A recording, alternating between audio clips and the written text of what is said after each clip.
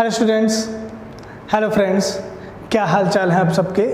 मेरा नाम यश कीर्ति गोयल, स्वागत करता हूं आपका आपके अपने चैनल द RDG क्लासेस में। जैसा कि आप सब जानते हैं कि हमने जो ये कोर्स शुरू किया है उसमें हमने जो 1 डे कॉम्पिटिटिव एग्ज़ाम है उसके सिलेबस को इकोनॉमिक्स के कवर करने के लिए ये हमने कोर्स शुरू किया है। लास्ट लेक्चर जो आपको मिला वो मिला थ्योरी ऑफ डिमांड के ऊपर। हमने उसमें बेसिक से लेकर डिटेल्ड वे में सारा टॉपिक किया कि थ्योरी ऑफ डिमांड क्या है, या जिसको हम लॉ ऑफ डिमांड के नाम से जानते हैं, क्या उसकी अजम्पशंस हैं, क्या उसकी एक्सप्लेनेशन है, क्या ग्राफ है, टेबल, क्रिटिसिज्म, सारा हमने पॉइंट बहुत डिटेल्ड में किए। और लास्ट में हमने एक टॉपिक किया था मूवमेंट इन डिमांड का या शिफ्ट इन डिमांड का, ठीक है। और जैसा कि मैंने आपको बताया था, हमने जो ये थ्योरी ऑफ डिमांड है वो दिया गया था डॉक्टर मार्शल के द्वारा या प्रोफेसर मार्शल के द्वारा। अब सबसे बड़ा कंसर्न ये आता है कि हमें दिमाग में ये क्वेश्चन रहता है कि जो ये थ्योरी ऑफ डिमांड है ये हमें सिर्फ बताता है कि प्राइस में चेंज आने पर आपकी डिमांड में क्या चेंज आने वाला है, राइट, ठीक है। जैसा कि हमने पढ़ा था कि थ्योरी ऑफ डिमांड हमें क्या कहता है, थ्योरी ऑफ डिमांड हमें कहता है कि प्राइस इंक्रीज करेगा तो डिमांड फॉल कर जाएगी, और प्राइस फॉल करेगा तो डिमांड इंक्रीज हो जाएगी। नॉर्मल सा in case of normal goods, ठीक है। पर जब ये थ्योरी डेवलप हो गई, लोगों ने इसको पढ़ना शुरू किया, अब हर थ्योरी किसी अगर बनी है तो कहीं ना कहीं उसके बीच में कोई ना कोई कमी रही होगी।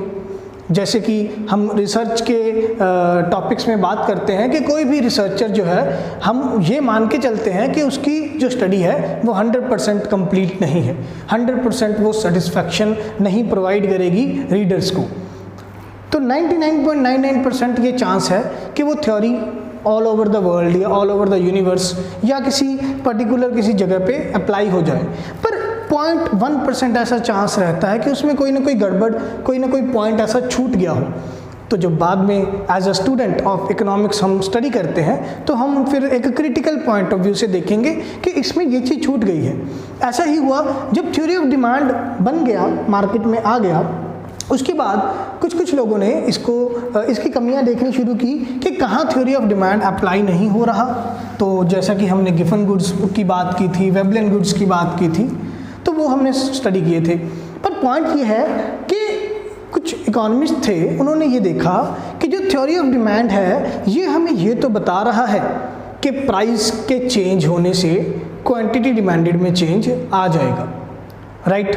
पर पॉइंट ये है कि प्राइस में कितना चेंज आने पर डिमांड में कितना चेंज आएगा। ये क्वेश्चन दिमाग में आया कि मतलब इसका मतलब क्या है, जो थ्योरी ऑफ डिमांड है वो आपको एक क्वालिटेटिव एस्पेक्ट बताता है प्राइस और क्वांटिटी डिमांडेड के रिलेशनशिप का, एक क्वालिटेटिव एस्पेक्ट बताएगा। पर हमारे दिमाग में चला कि क्वांटिटेटिव एस्पेक्ट क्या है इसका। क्वांटिटेटिव एस्पेक्ट क्या है कि प्राइस में कितना चेंज आने पर डिमांड में कितना या क्वांटिटी डिमांडेड में कितना चेंज आएगा। हमें क्वांटिटी चाहिए, हाँ जी, कि प्राइस में 10 रुपये बदलाव आया या चेंज आया तो क्वांटिटी डिमांडेड में 50 यूनिट्स चेंज आया। तो हमें एक क्वांटिटी के अकॉर्डिंगली एस्पेक्ट चाहिए था कि एक ऐसी थ्योरी या एक ऐसा स्टडी जो हमें क्वांटिटी डिमांडेड या क्वांटिटेटिव एस्पेक्ट से हमें ये बताए कि प्राइस और क्वांटिटी डिमांडेड का क्या रिलेशनशिप है। इसीलिए कुछ टाइम बाद जब थ्योरी ऑफ डिमांड आया, उसके कुछ टाइम बाद डॉक्टर मार्शल ने अपना एक स्टडी लेके आए जिसको उन्होंने नाम दिया इलास्टिसिटी ऑफ डिमांड, ठीक है, आपने सही सुना, इसको भी डॉक्टर मार्शल ने ही बनाया।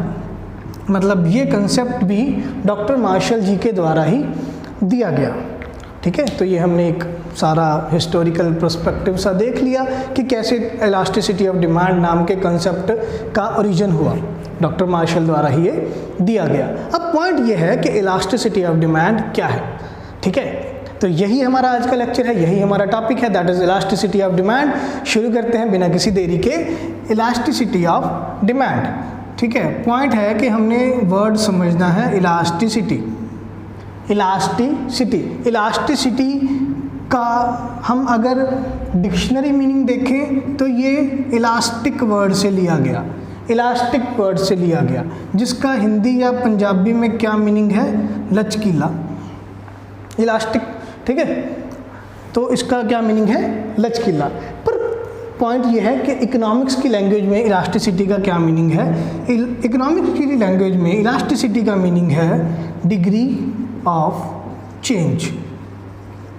डिग्री ऑफ चेंज के डिग्री मतलब एक मेजरमेंट कि कितना चेंज होगा, उसका मेजरमेंट हमें बताएगा कौन, इलास्टिसिटी नाम का कॉन्सेप्ट। ठीक है, अब हम इलास्टिसिटी ऑफ डिमांड की बात कर रहे हैं, तो इसका मतलब हम सिर्फ डिमांड से रिलेटेड इलास्टिसिटी चेक करेंगे। Change of degree of change in demand. बहुत सारे टाइप्स की इलास्टिसिटी होती है, डिमांड की, सप्लाई की, मार्केट की, प्रोडक्ट्स की, इनकम की, बहुत सारे टाइप्स की इलास्टिसिटी के बारे में हम स्टडी करते हैं। पर अगर हमारा कंसेप्ट सिर्फ इलास्टिसिटी ऑफ डिमांड है तो हम सिर्फ degree of change in demand की बात करेंगे। अगर सप्लाई हो तो हम degree of change in supply, अगर इनकम है degree of change in income with respect to demand, तो वो अलग अलग हम पॉइंट्स की बात करते हैं। जब हम नॉर्मली बात करेंगे इलास्टिसिटी ऑफ डिमांड, इसका मतलब यहाँ पे भी हम जनरली प्राइस और क्वांटिटी डिमांडेड के बारे में बात कर रहे हैं। ठीक है, जब भी आपको इलास्टिसिटी ऑफ डिमांड, सिर्फ इलास्टिसिटी ऑफ डिमांड लिखा आएगा, इसका मतलब हम प्राइस और क्वांटिटी डिमांडेड के बारे में बात कर रहे हैं। ठीक है, क्लियर है? तो चलिए इसका मीनिंग देखते हैं, इलास्टिसिटी ऑफ डिमांड का क्या मीनिंग है। तो बेसिकली इलास्टिसिटी ऑफ डिमांड का मीनिंग क्या है? इलास्टिसिटी ऑफ डिमांड का मीनिंग है the proportionate change in quantity demanded due to a proportionate change in its price। ठीक है, जिस भी प्रोडक्ट की हम बात कर रहे हैं, फॉर एग्जांपल हमारे पास है प्रोडक्ट Z नाम का कोई प्रोडक्ट है, हम Z प्रोडक्ट की बात कर रहे हैं, तो the proportionate change in quantity demanded, कि Z की क्वांटिटी डिमांडेड में क्या प्रोपोर्शनेट चेंज आएगा due to a proportionate change in its price. अगर Z के प्राइस में कोई प्रोपोर्शनेट चेंज आता है तो Z की ही क्वांटिटी डिमांडेड में क्या प्रोपोर्शनेट चेंज आएगा, that is elasticity of demand with respect to price. ठीक है, ये क्या है, elasticity of demand with respect to price, इसका ये मीनिंग है। अगर आपको प्रोपोर्शनेट वर्ड समझने में दिक्कत आ रही है तो आप यहाँ पे परसेंटेज वर्ड भी यूज़ कर सकते हैं। अगर आपको प्रोपोर्शनेट वर्ड समझने में दिक्कत आ रही है तो आप परसेंटेज वर्ड भी यूज़ कर सकते हैं कि the percentage change in quantity demanded due to a percentage change in price. Clear है मीनिंग? ठीक है, तो अभी हम देखते हैं कि इसको क्वांटिटेटिव वे में कैसे समझाया डॉक्टर मार्शल ने। इसको क्वांटिटेटिव वे में समझाने के लिए डॉक्टर मार्शल ने डिग्रीज डेवलप की कि इलास्टिसिटी की डिग्रीज़ होंगी, तो हम उसको डिग्रीज़ को स्टडी करते हैं। डिग्रीज ऑफ इलास्टिसिटी, क्या क्या डिग्री दी गई? सबसे पहले perfectly elastic demand. Perfectly elastic demand, perfectly elastic demand जो मीनिंग है या जो ये डिग्री है, इसका मीनिंग क्या है कि प्राइस में कोई चेंज ना आने पर, प्राइस में या तो कोई भी चेंज नहीं आ रहा या एक छोटा सा फ्रैक्शनल चेंज, एक छोटा सा चेंज आने पर प्राइस में या तो कोई चेंज नहीं है या एक छोटा सा चेंज है, फ्रैक्शनल चेंज आने पर डिमांड जो है वो इनफाइनाइटली चेंज हो गई। ठीक है, कि प्राइस में या तो कोई भी चेंज नहीं आया या एक छोटा सा फ्रैक्शनल चेंज आने पर डिमांड बहुत ज़्यादा चेंज हो गई, इनफाइनाइटली चेंज हो गई, इसको चेक ही नहीं किया जा सकता। अगर हम ग्राफ के रूप में करें तो ग्राफिकली अगर हम इसको रिप्रेजेंट करें तो ग्राफ बनेगा इसका ये पैरेलल टू एक्स एक्सिस, ये आपका प्राइस है और यही आपका ये ओरिजिन, वाई एक्सिस पे आपका प्राइस, एक्स एक्सिस पे आपका क्वांटिटी डिमांडेड। ठीक है, ये पैरेलल टू एक्स एक्सिस बनेगा कि प्राइस में बहुत छोटा चेंज आने पर या चेंज नहीं आया, उससे डिमांड फिर भी इनफाइनाइटली चेंज हो गई है। क्लियर है? ठीक है, हम वन डे कॉम्पिटिटिव एग्ज़ाम की बात कर रहे हैं तो इतना ज़्यादा अगर आपको ये लग रहा है बहुत टफ है या डिफ़िकल्ट लैंग्वेज है तो आप सिर्फ ये कह सकते हैं कि परफेक्टली इलास्टिक डिमांड क्या होगी, परफेक्टली इलास्टिक डिमांड होगी इन्फिनिटी। परफेक्टली इलास्टिक डिमांड क्या होगी? इन्फिनिटी। और ये साइन है कैपिटल ई, उसके फुट में स्मॉल डी, ई डी, ये साइन है इलास्टिसिटी ऑफ डिमांड का। ठीक है, हम इलास्टिसिटी ऑफ डिमांड को ई डी के साथ डिनोट करते हैं। तो इलास्टिसिटी ऑफ डिमांड क्या हुआ? इन्फिनिटी, मतलब परफेक्टली इलास्टिक डिमांड के प्राइस में छोटा सा चेंज आने पर आपकी जो डिमांड है वो इनफाइनाइटली जो है चेंज हो जाएगी। Clear? Then second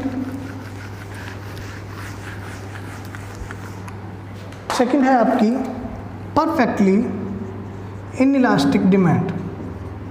perfectly inelastic demand मतलब प्राइस में चेंज आए, जितना भी चेंज आए, ज़्यादा चेंज आए, कम चेंज आए, जो आपकी क्वांटिटी डिमांडेड है, क्वांटिटी डिमांडेड में कोई चेंज नहीं आएगा।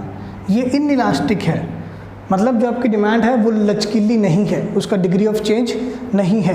तो परफेक्टली इनइलास्टिक मतलब प्राइस में चेंज आने पर भी क्वांटिटी डिमांडेड आपकी चेंज नहीं हो रही है। तो इसका जो ग्राफ बनेगा वो बनेगा कुछ इस तरीके से, parallel to Y axis, parallel to Y axis, Y axis पे प्राइस, एक्स एक्सिस पे क्वांटिटी डिमांडेड। ठीक है, अब प्राइस इतना है फिर भी आप इतनी डिमांड करोगे, राइट? प्राइस आपका ये है, आप इतनी डिमांड कर रहे हो। अगर प्राइस इंक्रीज होके यहाँ पे चला जाए फिर भी आप इतने ही यूनिट्स की डिमांड कर रहे हो। ठीक है, तो इलास्टिसिटी ऑफ डिमांड क्या होगा? परफेक्टली इनइलास्टिक डिमांड के केस में ज़ीरो मतलब नो चेंज। क्लियर है? देन थर्ड, अभी हमने 2 डिग्रीज किए, परफेक्टली इलास्टिक डिमांड और perfectly inelastic demand. Third degree है हमारा unitary elastic demand. Unitary elastic demand, इसका मतलब क्या है? प्राइस में जो चेंज आया, प्राइस आपका जितना चेंज हुआ है वो इक्वल है चेंज इन क्वांटिटी डिमांडेड के। मतलब जितना प्राइस में बदलाव आया है उतना ही क्वांटिटी डिमांडेड में बदलाव आया है। तो इसका इलास्टिसिटी डिमांड का यहाँ फॉर्म कितना आएगी? वैल्यू 1। इलास्टिसिटी ऑफ डिमांड की वैल्यू कितनी आएगी? 1। Then greater than unity, greater than unitary elastic demand, इसका फॉर्मूला होगा elasticity of demand is equal to more than 1, मतलब ग्रेटर देन यूनिटरी, एक से ज़्यादा, यूनिट मतलब एक, इकाई, बराबर equal to 1, greater than unity एक से ज़्यादा, इक्वल टू मोर देन 1। यहाँ पे चेंज इन क्वांटिटी डिमांडेड जो है वो ज़्यादा होगा चेंज इन प्राइस से। चेंज इन क्वांटिटी डिमांडेड ज़्यादा होगा चेंज इन प्राइस से। कि मतलब मान लीजिए प्राइस 10% इंक्रीज़ हो गया और आपकी डिमांड 50% डिक्रीज़ हो गई। ठीक है, ये कैसे हुआ मैं अभी आपको थोड़ी देर में समझाऊंगा। पहले हम डिग्रीज कवर कर लेते हैं। लास्ट डिग्री रह गई है, थर्ड हमने किया यूनिटरी इलास्टिक डिमांड, फोर्थ किया greater than unitary, last degree है less than unitary elastic demand. Last है less than unitary elastic demand. तो इसका नाम सुन के ही आपको इसकी वैल्यू पता लग गई होगी। इसकी वैल्यू क्या है, लेस देन 1 है। मतलब यहाँ पे change in quantity demanded less होगा चेंज इन प्राइस से। मतलब अगर प्राइस जो है वो 50% कम हो रहे हैं, प्राइस -50%, प्राइस जो है 50% कम हो रहे हैं, तो क्वांटिटी डिमांडेड जो है, अब प्राइस कम हुए हैं तो डिमांड बढ़ेगी, पर क्वांटिटी डिमांडेड में चेंज जो आया है वो 25% का ही आया है। मतलब प्राइस ज़्यादा चेंज हुए हैं, क्वांटिटी डिमांडेड कम चेंज हुआ है। तो इसको बोलते हैं less than unitary elastic demand. इसका फॉर्मूला क्या होगा, लेस देन 1। ठीक है, मैं एक्सपेक्ट करता हूँ कि आपको ये डिग्रीज अभी तक क्लियर हो गई होंगी। नेक्स्ट हम करते हैं कि इसका फॉर्मूला क्या है। जो ये हम डिग्रीज किए हैं, इस डिग्रीज की इम्पोर्टेंस क्या है, क्योंकि हमें ये पता चलेगा फॉर्मूला को समझ के। आप फॉर्मूला समझिए, इलास्टिसिटी ऑफ डिमांड का फॉर्मूला है माइनस का sign percentage change in quantity demanded divided by percentage change in price. ठीक है, ये फॉर्मूला है इलास्टिसिटी ऑफ डिमांड का। माइनस का सिग्नेचर, माइनस का साइन बाहर, percentage change in quantity demanded divided by percentage change in price. अब अगर इसको हम फॉर्मूला को इलेबोरेट करें, percentage change in quantity demanded, किसी भी चीज़ के परसेंटेज चेंज कैसे निकालते हैं हम, वो निकलेगा new quantity minus old quantity divided by old quantity into 100। ठीक है, किसी भी चीज़ का परसेंटेज चेंज ऐसे निकालते हैं हम, divided by percentage change in price, new price minus old price divided by old price into 100। Right, अब ये 100 से 100 कट हो गया। ठीक है, आप इतना नोट डाउन कर लीजिए। नेक्स्ट इसके फर्दर क्या होगा, इसके फर्दर हमारे पास फॉर्मूला में क्या बच गया, new price minus old, new quantity minus old quantity divided by old quantity and divided by new price minus old price divided by old price। Clear है। अब हम इसको for the shake of simplicity इसको हम easy कर देते हैं। New quantity minus old quantity को हम लिख देते हैं डेल्टा क्यू। ठीक है, या ट्रायंगल क्यू या डेल्टा क्यू।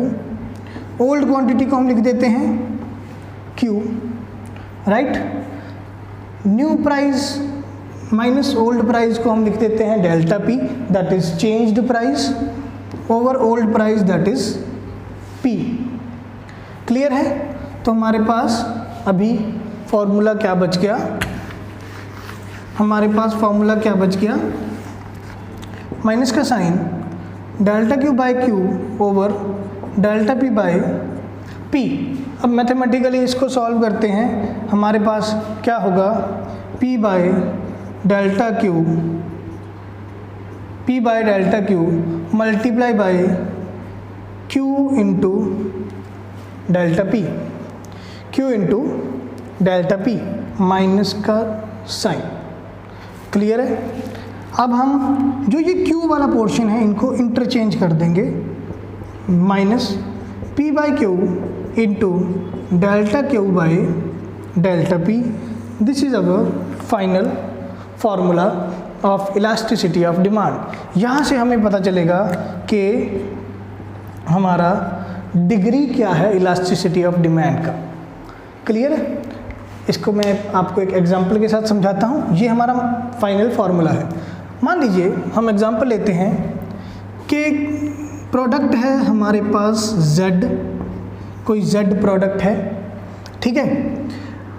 प्राइस था Z का 10 रुपीज़ और हम इसकी क्वांटिटी चाहते थे फॉर एग्जांपल 50 यूनिट्स, ठीक है। हमारे पास प्राइस था Z का 10 रुपये, हम चाहते थे कि 50 यूनिट्स हम खरीदें। Z का प्राइस डिक्रीज हो गया और न्यू प्राइस आ गया 8। Z का प्राइस 2 रुपये कम हो गया, न्यू प्राइस आ गया 8। और अब प्राइस कम होगा तो हम डिमांड ज़्यादा करेंगे।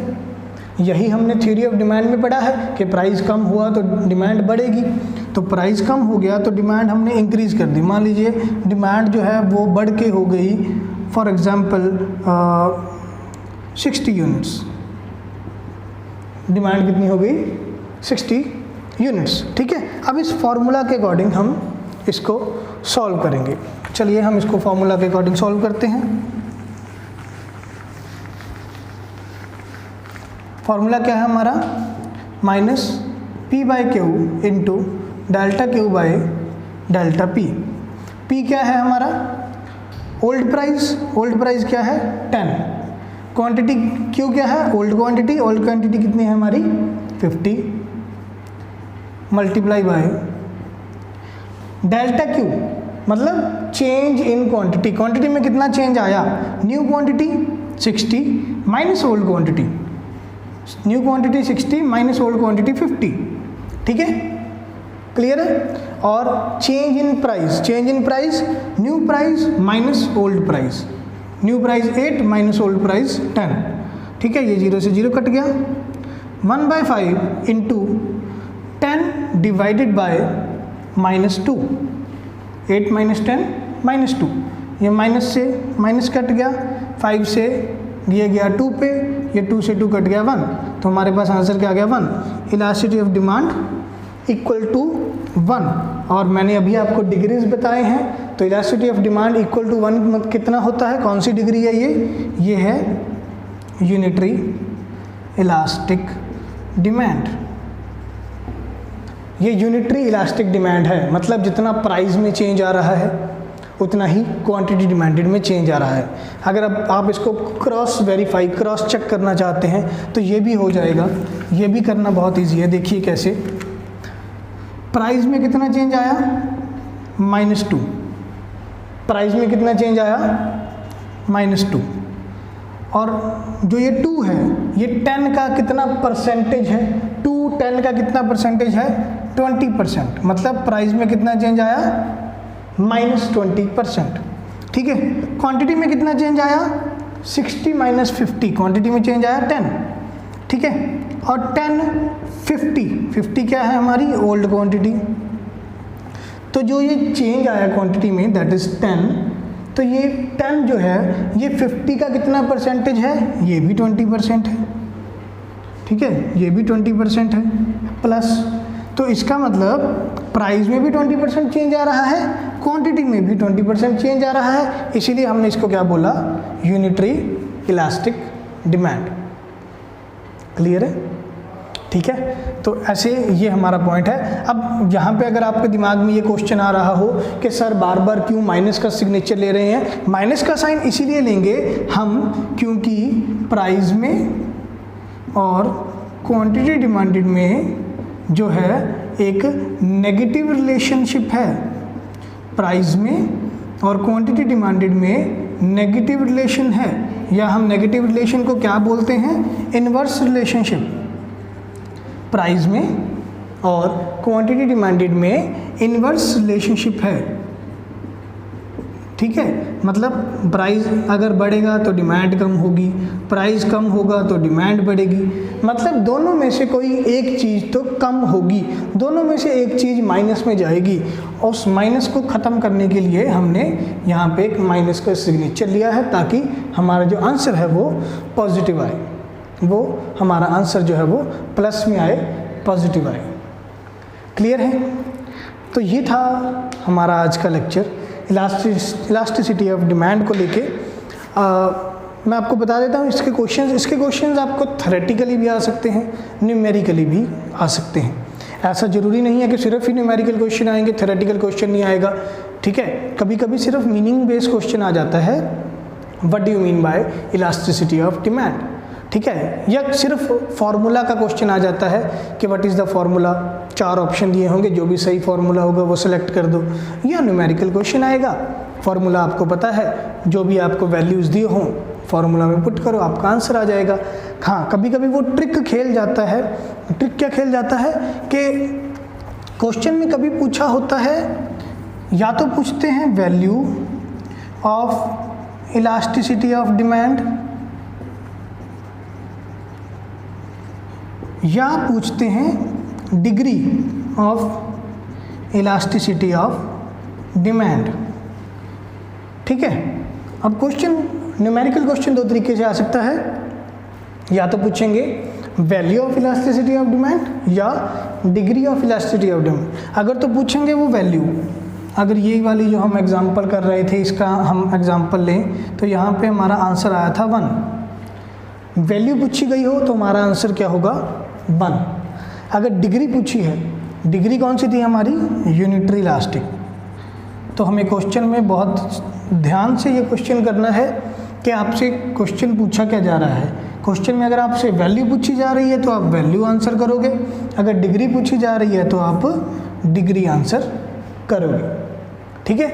बहुत बार ऐसा होता है कि हम क्वेश्चन देख लेते हैं कि न्यूमेरिकल क्वेश्चन है, ठीक है जी 1 आंसर होगा, 1 आंसर लगा दिया, पर क्वेश्चन में शायद डिग्री पूछी हो, तो वो आपको ध्यान से क्वेश्चन करना है, ठीक है। तो ये हमारा टॉपिक था इलास्टिसिटी ऑफ डिमांड के ऊपर।